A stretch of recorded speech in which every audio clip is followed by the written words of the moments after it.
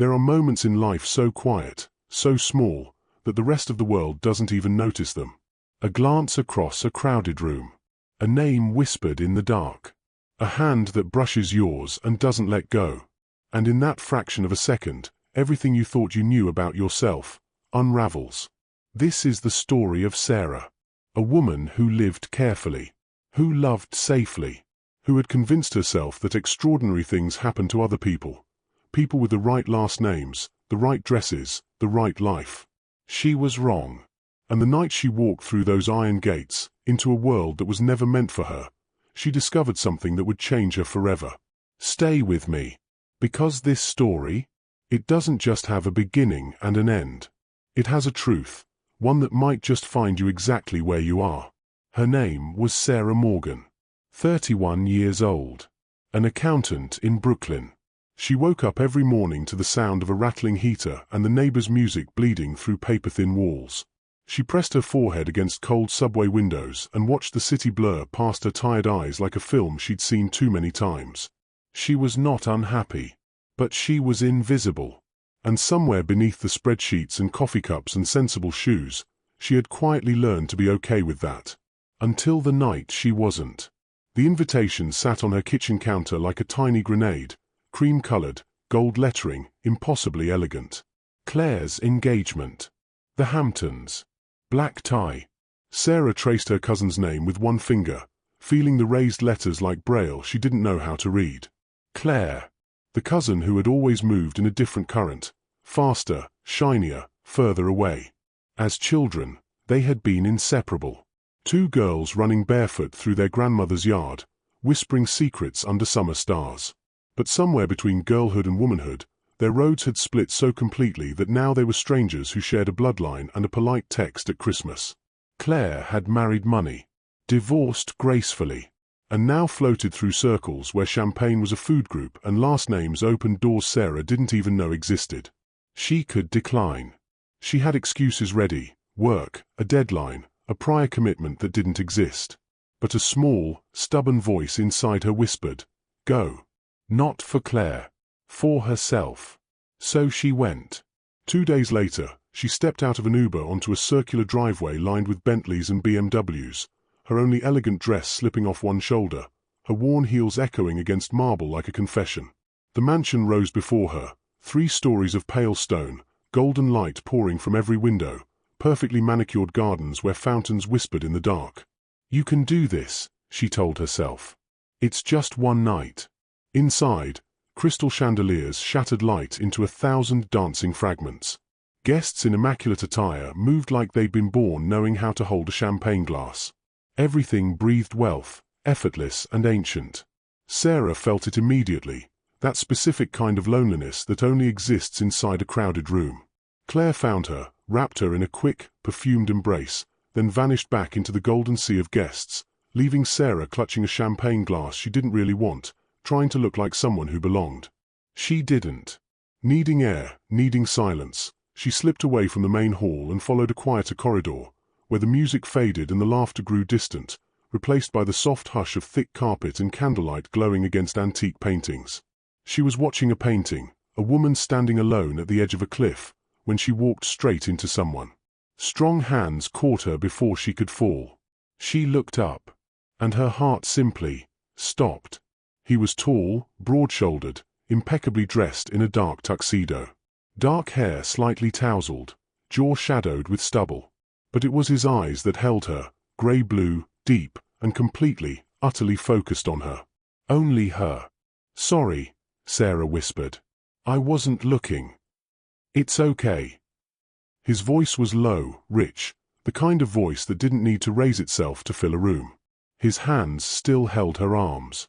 Firm. Gentle. Neither releasing nor pulling closer. Time did something strange. It slowed. And then, with a tenderness that caught her entirely off guard, he raised one hand and swept a strand of hair from her face, tucking it softly behind her ear. His fingers grazed her cheek. Feather-light. Almost imagined. Almost. Are you lost? He asked. And Sarah, who had spent years perfecting the art of having the right answer, heard herself say the only honest thing she could. I think so. A half-smile curved his lips. Not arrogant. Not practiced. Real. Then let me help you find your way. In that quiet corridor, bathed in golden light, with his eyes reading secrets she didn't know she kept, Sarah felt something shift inside her. Something she couldn't name. Something that frightened and thrilled her in equal measure. Something that whispered, "This night is going to change everything." She told herself it meant nothing. A stranger in a hallway. A touch so light it could have been accidental. A half-smile that could have been politeness. She told herself all of that. But as Sarah stood back at the edge of the party, champagne glass in hand, she could still feel the ghost of his fingers on her cheek, and she knew she was lying to herself. His name was Aidan. Aidan Carter. The host. The owner of every marble floor she was standing on. Every chandelier throwing light above her head. Every perfectly trimmed garden hedge outside. It was his world she had wandered into. And she was so entirely, hopelessly out of place. Wasn't she? The terrace. He had led her there, to a private terrace beyond the corridor's end, where climbing white flowers scaled stone columns and the ocean stretched endlessly beneath a silver moon. Away from the noise. Away from the performance of it all. Sarah had walked to the balustrade and breathed in salt air and honesty, and for a few minutes she had forgotten to feel small. "It's beautiful," she whispered. "It is," he agreed. When she turned, he wasn't looking at the ocean. Her heart stumbled. She tried logic. She tried distance. "I don't even know your name." "Aidan," he said. And then, Aidan Carter. The penny dropped like a stone. She stepped back instinctively and watched something flicker across his face. Something that looked almost like hurt.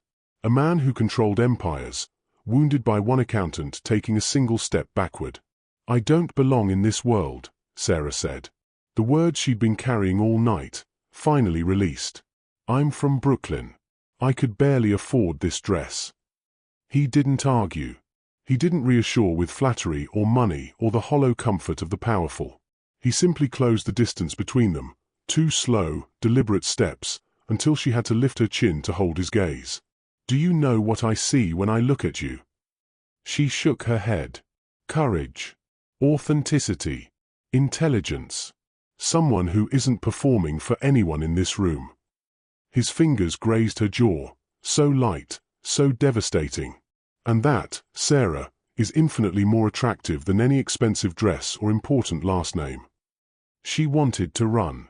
She wanted to lean in. She did neither. Do you say that to all the lost women you find wandering your house? A last attempt at armor. A real smile broke across his face. No. Only to the one who made me completely forget I'm supposed to be hosting a party. The world fell away. No music. No waves. No guests. Just them. Just moonlight.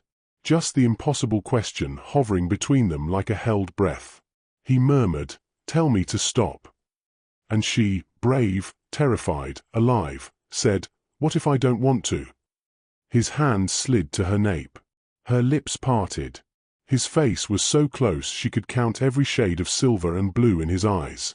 "Aidan, there you are." Claire's voice. Sharp as glass. The moment shattered. The warning. Back inside, the party swirled on, oblivious. Sarah steadied herself with champagne and silence, until a woman in a red dress materialized beside her like a beautiful, dangerous idea. Vanessa. Family friend. Eyes that examined with surgical precision. "Honey, Aidan Carter doesn't bump into anyone. If he was alone with you, it's because he chose to be." A compliment wrapped around a blade. "Let me give you some friendly advice," Vanessa continued, her voice dropping to a whisper that carried all the weight of experience. "Aidan is complicated. Charming, yes. Handsome, yes. But he doesn't attach. He collects women the way some people collect art, appreciates them for a season, then moves on." The warmth Sarah had been carrying all evening turned to ice. She thanked Vanessa. Stood tall.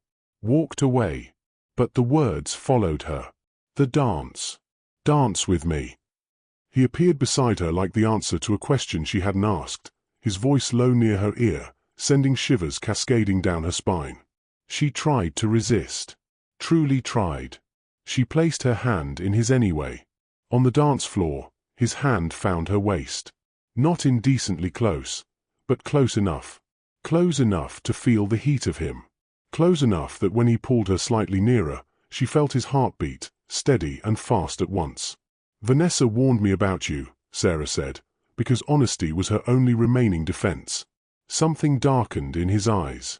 He didn't answer immediately. His palm slid from her waist to the small of her back, a slow, deliberate caress that awakened every nerve she possessed. "Do you believe her?"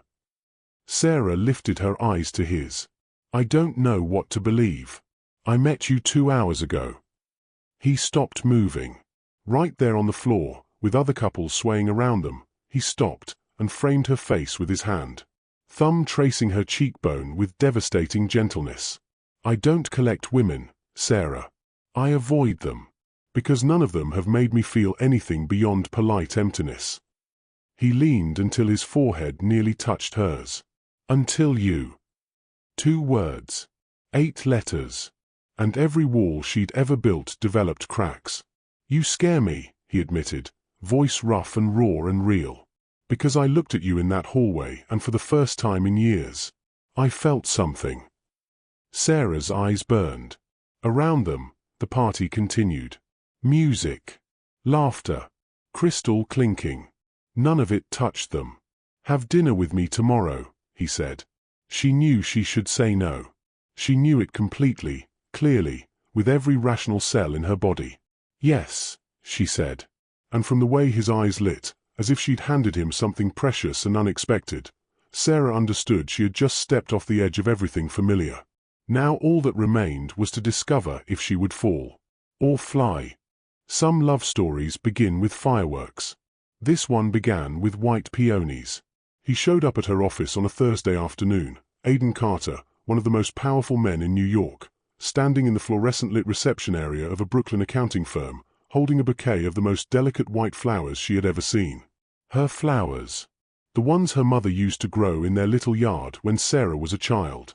The ones she had mentioned exactly once, in passing, in a conversation she assumed he wasn't fully listening to. "How did you know?" she breathed. He leaned close, his lips near her ear, his voice private just for her. "I pay attention to everything you say, Sarah." Everything. Her co-workers stared. She didn't care. For the first time in her adult life, she didn't care who was watching. The penthouse. The dinner. The cafe in Brooklyn. His choice. Her world. The way he looked at worn wooden tables and thick coffee mugs like they were beautiful simply because she loved them. "I'm not trying to impress you," he told her, taking her hand across the table. "I'm trying to know you." And then, Friday night, the penthouse. Floor-to-ceiling windows. A city burning like a fallen constellation below. The kind of space that whispered of loneliness even when it was full. Aidan stood in jeans and a rolled-sleeve shirt, looking more human than she'd ever seen him, and more dangerous for it. "It's an apartment," he said when she called it incredible. "A home is where you feel at peace. I've never felt at peace here." A pause. His eyes found hers. "Until now." She sat beside him on the sofa overlooking the city, nestled against his warmth, his hand tracing slow patterns on her back, comforting and undoing her simultaneously. "Talk to me," he said. "Tell me what you're thinking." "I'm scared," she admitted. "I'm used to being invisible. And you look at me like I'm the only person in the room. Like I matter." "You do matter." No hesitation. No performance. Just absolute, unshakable certainty. "But why?" The question broke from her, raw and old and long carried. "What do you see in me that's so?" "Don't." His voice was fierce and gentle at once. His hands framed her face. "Don't diminish yourself. Not in front of me." His thumb traced her lower lip. "You want to know what I see. Strength you haven't recognized yet. Kindness that's real in a world of pretending. Courage in someone who tells herself she's afraid. I see someone who makes me want to be better.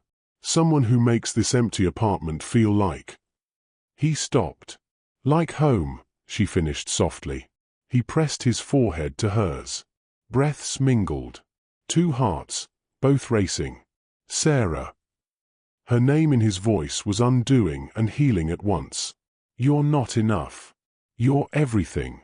And I'm the one terrified of not being enough for you. The revelation hit her like a wave. He was just as afraid. This man, with his empire, his penthouse, his impenetrable grey-blue eyes, was just as afraid as the girl from Brooklyn who pressed her forehead against cold subway windows and prayed to be seen.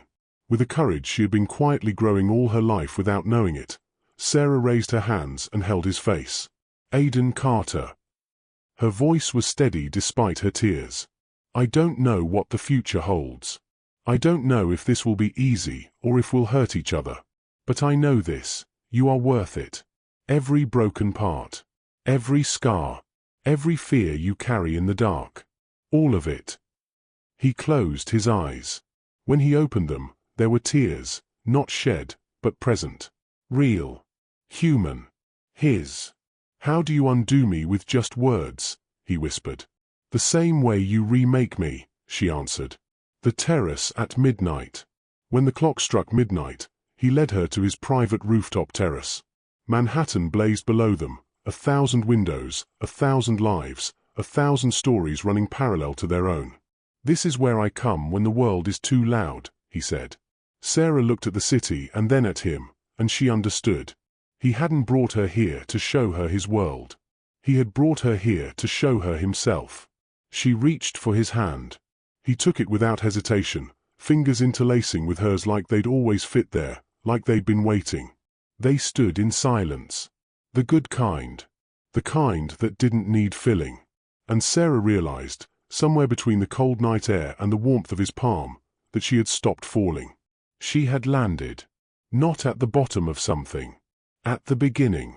Some of us spend so long making ourselves smaller, quieter, less careful, that we forget what it feels like to take up space in someone's story.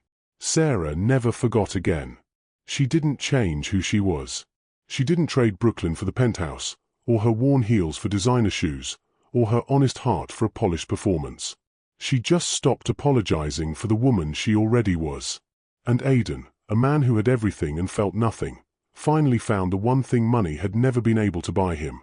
Someone who saw him. If this story moved you, if any part of it felt like something you needed to hear today, please subscribe to this channel right now. Hit the notification bell so you never miss a story like this one. Leave a comment below and tell me, which moment hit you hardest? Was it the corridor? The terrace? The penthouse confession? I read every single comment, and your words matter more than you know. And if this story truly touched your heart, click the super thanks button. It tells us to keep going, to keep bringing you stories that feel like this. We have more coming. Stories of love found in unexpected places. Stories of courage dressed in ordinary clothes. Stories that remind you who you are when you forget. We'll see you in the next one. Herb Life Lesson, from Sarah and Aiden's story. The love you've been afraid to want isn't too much.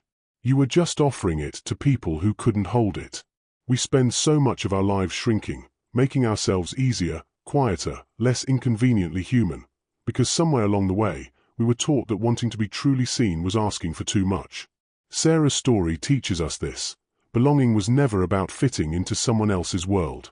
It was about finding someone willing to enter yours. And Aiden's story teaches us this. Wealth, power, and success can fill a room, but only authenticity fills a life. The right person doesn't ask you to be more. They simply make you realize you were always enough. You always were.